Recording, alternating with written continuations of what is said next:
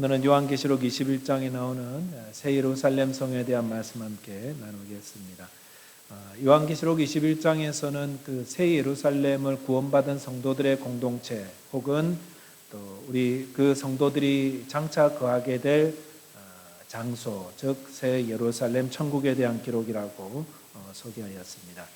15절까지 묘사된 새 예루살렘 성의 모습은 마치 다큐멘터리에서 카메라가 줌으로 먼 데 있는 것을 끌어당기는 것처럼 점점점 클로즈업 하는 것처럼 하나님의 나라도 그렇게 묘사되고 있습니다. 오늘 본문에서는 새 예루살렘의 크기와 또 성벽의 모습, 성 안의 모습 어떠한지 좀 더 자세히 살펴보도록 하겠습니다. 지난주에 살펴본 요한계시록 21장 15절 보시면은 천사가 새 예루살렘의 성과 또 성문들, 성곽, 즉 성벽을 청량한다 이렇게 하였고요. 오늘 본문 16절에 보시면은 그 성은 네모가 반듯하여 길이와 너비가 같은지라 그 갈대자로 그 성을 청량하니 12,000 스타디온이요 길이와 너비와 높이가 같더라라고 하였습니다. 천사가 청량한 새 예루살렘은 네모 반듯하였고 길이와 너비가 같다라고 하였습니다. 이 성의 크기가 12,000 스타디온이라고 그랬는데 스타디온이라는 그 측량은 고대 로마 경기장에서 달리기 할 때의 그 길이를 말씀한다고 그랬죠. 그래서 약 185m 혹은 190m 뭐 이렇게 말씀하고 있습니다. 그래서 이 스타디온이라는 말에서 오늘날 스타디움이라는 말이 파생되었다고 말씀드렸습니다. 그렇다면 12,000 스타디움의 길이는 얼마나 되는 것인가? 그러니까 12,000 곱하기 한 스타디온이 185m라고 했으니까 금방 계산해 보시면은 2,220km가 되겠습니다. 그러니까 즉 새 예루살렘의 그 길이는 2,200km 양쪽이다. 길이도 2,200km, 넓이도 2,200km라고 하였습니다. 굉장히 넓은 거죠. 한 성의 크기가. 제가 얼마 정도 될까 해가지고 대충 좀 계산해 보니까 호주 브리스번에서 아들레이까지 약 한 2,000km라고 나오는데, 그러니까 새 예루살렘 성의 사방이 한 길이가 그 정도, 또 옆으로 이렇게 굉장히 큰 거죠. 16절 하반절에 보시면은 성의 길이와 넓이와 높이도 같다라고 했습니다.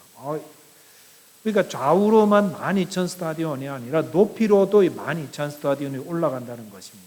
그리고 위로 하늘로 12,000 스타디온 2,220km가 올라가면은 어느 정도일까? 그래서 또 좀 찾아봤더니 그 인공위성이 돌아다니는 데가 거기더라고요. 그러니까 문자적으로 본 새 예루살렘의 모습은 넓이와 길이와 높이가 다 동일한 거대한 정육각형 주사위 같은 그런 모습이죠. 거대한 주사위의 모습. 이거 무엇을 말하겠습니까? 이것은 새 예루살렘 성이 이렇게 크다 이걸 말하기보다는 여기서 사용된 12라는 숫자에 주목할 필요가 있습니다. 12,000 스타디온 하면 12 곱하기 1000이잖아요. 그러니까 성경의 12는 하나님의 백성들의 수, 즉 완전수를 상징하고 있습니다. 거기에다가 만수인, 꽉 찬 수인 10을 3번 반복했기 때문에 이거 무슨 의미냐면은 새 예루살렘 성은 완전히 크다. 모든 성도들을 다 포함할 만큼 충분히 크고 완전하다라는 것을 말씀하고 있습니다. 그런데 이 성경에 보면은 이 새 예루살렘 성과 닮은 곳이 있습니다. 그것은 성소의 지성소입니다. 출애굽한 이스라엘 백성들이 모세로부터 하나님이 명하신 성소를 짓게 되었는데 성소의 길이가 30규빗인데 지성소는 10규빗이에요. 또 성소의 넓이는 10규빗이고요. 높이가 10규빗이에요. 그러니까 지성소는 넓이와 길이와 높이가 10규빗인 정육면체, 즉 새 예루살렘 성과 닮았다라는 것입니다. 그러니까 지성소를 닮은 것이 새 예루살렘 성. 지성소는 어떤 곳이라고 했습니까? 하나님의 임재를 상징하는 곳이라고 그랬습니다. 그러니까 거룩한 성 새 예루살렘 성은 하나님께서 그의 백성들과 영원히 함께 임재하고 계시는 곳이다 라는 것을 말씀하고 있습니다. 보면 17절 보시면은 그 성곽을 청량함에 144 규빗이니 사람의 청량 곧 천사의 청량이라고 하였습니다. 여기 보면 성곽 즉 성벽을 또 청량했는데 144 규빗이라고 하였습니다. 규빗이라는 것은 옛날에는 뭐 정확한 자가 없으니까 팔꿈치에서 손끝까지 약 45cm 정도를 한 규빗이라고 말하고 있습니다. 그러니까 144 규빗은 144 곱하기 0.45 하면은 보면은 약 한 65m 정도가 나오게 되겠습니다. 그러니까 문자적으로 보면은 새 예루살렘 성의 성벽의 두께가 65m라는 거죠. 만리장성도 굉장히 성벽이 두꺼워서 막 거기 왔다 갔다 하기도 하고 여리고성도 그 위에 전차가 다닐 정도로 막 굉장히 컸다고 그러는데 하나님 예루살렘 성의 그 성벽의 두께와는 비교도 할 수 없죠. 거의 굉장히 넓은 어마어마한 규모의 성벽의 두께다라는 거 알 수가 있습니다. 그런데 여기서도 144를 문자적으로 이렇게 해석하는 것이 아니라 거기에 들어간 숫자 12를 볼 수 있어야 됩니다. 144는 12 곱하기 12거든요. 12가 무슨 수라고요? 하나님의 백성의 수. 구약의 12지파, 신약의 12사도가 12 아니겠습니까? 그러니까 12 곱하기 12에 144라는 것은 하나님의 백성들이 거주하는 성읍을 말하고 있습니다. 하나님의 백성들이 거주하는 그 새 예루살렘 성은 정말 완전한 곳이다. 충분하고 완전한 곳이다. 라는 것을 재차 말씀하고 있습니다. 하나님께서 사도 요한을 통해서 새 예루살렘의 크기를 알려주시는 이유가 뭐냐면은 뭡니까? 성도들이 장차 거하게 될 새 예루살렘은 너무나 완전하고 거룩하고 충만한 곳이다. 충분한 곳이다. 라는 것을 우리에게 알려주고 계시는 것입니다. 본문 18절과 21절에 보면 많은 보석이 나오고 있는데요. 그래서 새 예루살렘 성이 어떤 재료로 만들어졌는지를 알려주고 계시는데 각종 보석들이 막 소개되고 있어요. 무엇을 말하겠습니까? 하나님 나라에서 하나님과 함께 거주하게 될 성도들 보석과 같이 이런 보석들과 같이 거룩하고 존귀하게 된다라는 것을 말씀하고 있습니다. 그러니까 거룩한 성 새 예루살렘을 구성하고 있는 재료들이 보석이라는 것은 하나님의 백성들, 장차 하나님의 나라에 거하게 될 성도들은 이 보배로운 보석들과 같이 존귀하고 빛나는 존재들이 된다라는 것을 말씀하고 있습니다. 굉장히 막 흥분되는 그런 말씀 아니에요? 우리를 성도들은 보석과 같은 삶을 살게 된다라는 것입니다. 그런데 성도들이 보석과 같은 삶을 어디서 산다고요? 하나님 나라에 가서만 사는 것이 아니라 사실은 이 땅에서부터 보석과 같은 삶을 살아가게 됩니다. 하나님의 나라가 우리가 어떤 최종적인 하나님의 나라 공간적인 것은 우리가 주님 앞에 설 때 그때 임하게 되지만은 예수님의 통치가 있는 이 땅은 이미 하나님의 나라로 우리가 이미 살아가고 있는 거잖아요. 그러니까 이미 우리가 하나님의 나라를 살아가고 있다면은 이 땅에서 어떤 존재로 살아가야 되는가? 보석과 같은 삶을 살아야 된다라는 것을 또한 우리에게 교훈하고 있습니다. 그럼 보석과 같은 삶이 뭡니까? 에베소서 5장 8절 9절 보시면은 너희가 전에는 어둠이더니 이제는 주 안에서 빛이라 빛의 자녀들처럼 행하라. 빛의 열매는 모든 착함과 의로움과 진실함에 있느니라라고 하였습니다. 이 말씀 말고도 성경에는 우리가 보석과 같은 삶을 살아야 되는 여러 가지 가르침들이 있는데요. 성도는 이 땅에서 대충 사는 존재가 아닙니다. 남들하고 비교해가지고 뭐 대충 비슷하게 살고 이런 존재가 아니고요. 성도는 어떻게 살아갑니까? 이 땅에서 아까 우리 찬양할 때도 천국길 간다고 그랬잖아요. 우리가 천국길 가면서 보석과 같은 삶을 사는 자라는 것입니다. 보석은 어디에 둬도 빛나요. 어디에 둬도. 그래서 성도들은 말과 행실과 또 사람들과의 관계 속에서 다 보석과 같은 자로 살아서 빛을 내고 그래서 하나님께 영광을 돌리는 자라는 것입니다. 본문 22절 보시면은 성 안에서 내가 성전을 보지 못하였으니 이는 주 하나님 곧 전능하신 이와 및 어린 양이 그 성전이심이라 라고 하였습니다. 사도 요한은 새 예루살렘 성에서 성전을 보지 못했다고 그랬습니다. 성전을 보지 못한 이유는 하나님과 또 어린 양께서 우리 성전이 되시기 때문이다 라고 하였습니다. 이 땅에서 성전은 어떤 곳이냐면은 하나님의 임재의 처소로 알려져 있죠. 그래서 구약 시대 보면은 그 성도들이 하나님 예배하기 위해 성전에 모이잖아요. 그곳에 하나님 계시다고 하면서. 새 예루살렘 성전이 없다는 것은 하나님이 거기 성전이 안에서 하나님 자체가 계시잖아요. 하나님 그분이 거기 계시잖아요. 하나님께서 우리의 성전이 되시기 때문에 새 예루살렘 성에서는 성전이 존재하지 않는다 말씀하는 것입니다. 본문 23절 보시면 그 성은 해나 달의 비침이 쓸데없으니 이는 하나님의 영광이 비치고 어린 양이 그 등불이 되심이라 라고 하였습니다. 새 예루살렘 성에는 하나님의 영광이 비친다고 그랬습니다. 그리고 어린 양께서 등불이 되시기 때문에 해와 달이 더 이상 필요 없는 밝은 곳이라고 했습니다. 요한일서 1장 5절에 보시면은 하나님은 빛이시라 그에게는 어둠이 조금도 없다라고 했습니다. 새 예루살렘 성에서는 하나님이 빛이 되기 때문에 어두운 생활, 즉 악은 조금도 존재하지 않는 것이 새 예루살렘 성입니다.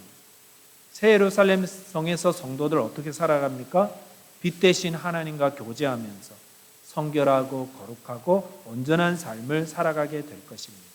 본문 24절 보시니까 만국이 그 빛 가운데로 다니고 땅의 왕들이 자기의 영광을 가지고 그리로 들어가리라 라고 하였습니다.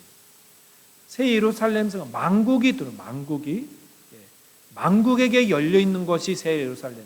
유대인이나 헬라인이나 호주인이나 한국인이나 그 누구든지 세상 만민 가운데서 구원받은 하나님의 백성들이 하나님의 영광의 빛 아래서 거하게 되는 곳이 새 예루살렘 성입니다.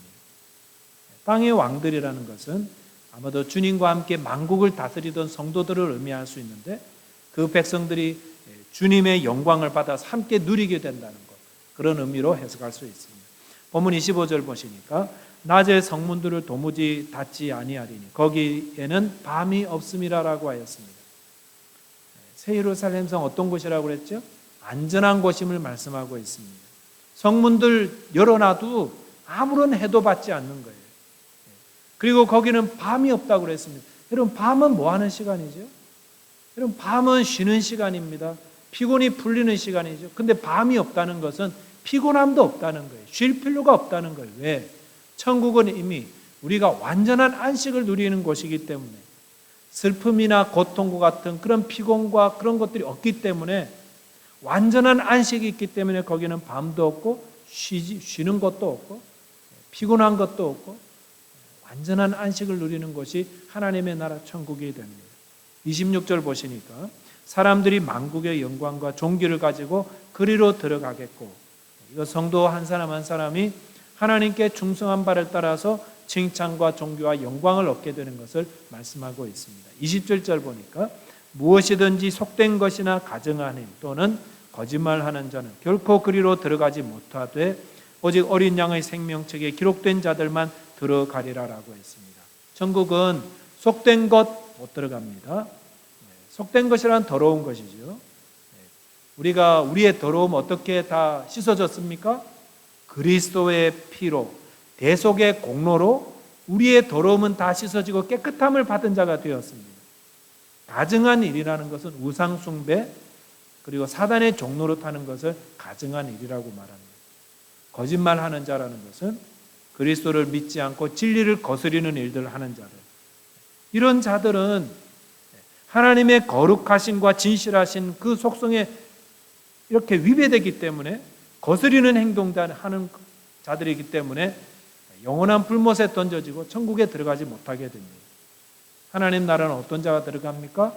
거룩하고 온전하고 자유로운 자들, 대속의 은혜를 받아서 죄가 없는 곳이기 때문에 자기 안에 더러움과 또 불결함과 불완전함과 죄 가운데 있는 자들은 절대로 들어갈 수 없는 것이 새 예루살렘 성 천국인 것입니다. 하나님 나라 누가 들어갑니까? 이거 정말 중요한 질문 아닙니까? 하나님 나라 누가 들어갑니까? 오직 어린 양의 생명책에 기록된 자들만 들어간다고 그랬습니다. 그럼 어린 양의 생명책에는 어떤 사람들의 이름이 기록됩니까? 예수 그리스도를 믿어 속죄함을 받고 하나님께 의롭다함을 받은 자로서 지금도 성령의 인도를 받아서 하나님 말씀대로 충성스러운 삶을 사는 자들, 그들이 하나님 어린 양의 생명책에 이름이 기록된 자들입니다. 본문에서 왜 이 말씀을 우리에게 기록하고 있을까요? 그 이유는 아직도 속되고 가증하며 거짓된 삶을 사는 자들에게, 이런 자들은 천국에 들어가지 못하니까 지금이라도 회개하고 예수 그리스도를 믿음으로 그 보혈을 힘입어서 죄사함을 받고 하나님께 의롭다 칭함을 받고 구원을 받으라 권면하기 위해서 본문의 말씀이 기록된 것입니다. 본문의 말씀 통해서 저와 여러분께서 예수 그리스도의 보혈로 우리가 대속함을 입은 하나님의 백성임을 확신하면서 감사하고, 또 아직도 예수를 믿지 않는 자들 이 복음을 전하게 되시기를, 죄인을 구원하는 자 되시기를 주님의 이름으로 축원드리겠습니다. 기도하겠습니다. 하나님 아버지, 감사합니다. 요한계시록 21장의 말씀을 통하여서 예수 그리스도를 믿는 하나님의 백성들이 장차 거하게 될 영원한 하나님의 나라 새 예루살렘 성의 존귀하고 아름답고 거룩한 모습들을 저희들에게 알려주신 것을 감사드립니다. 주님께서 우리를 보배로운 보석들과 같이 그렇게 존귀하게 거룩하게 영광의 빛으로 우리를 감싸주실 텐데, 주님 이 땅에서도 보석과 같은 삶 살아갈 수 있도록 우리의 말과 행실과 우리의 관계 속에서 별과 같이 빛나는 주의 종들 될 수 있도록 주님 성령의 인도함에 온전히 순종하는 자 되게 하여 주옵소서. 아직도 예수 그리스도를 믿지 않고 또 자기 자신을 의지하며 살아가는 자들, 더러운 죄 가운데 거하며 살아가는 자들에게 예수 그리스도가 우리의 주가 되심을 증거하고 그들로 전도하여 함께 천국에 임하게 되는 그런 귀한 전도인의 삶을 살아가는 저희 모든 성도들 다 되게 하여 주옵소서. 우리 주님 예수 그리스도 이름 의지하여 기도하옵나이다. 아멘.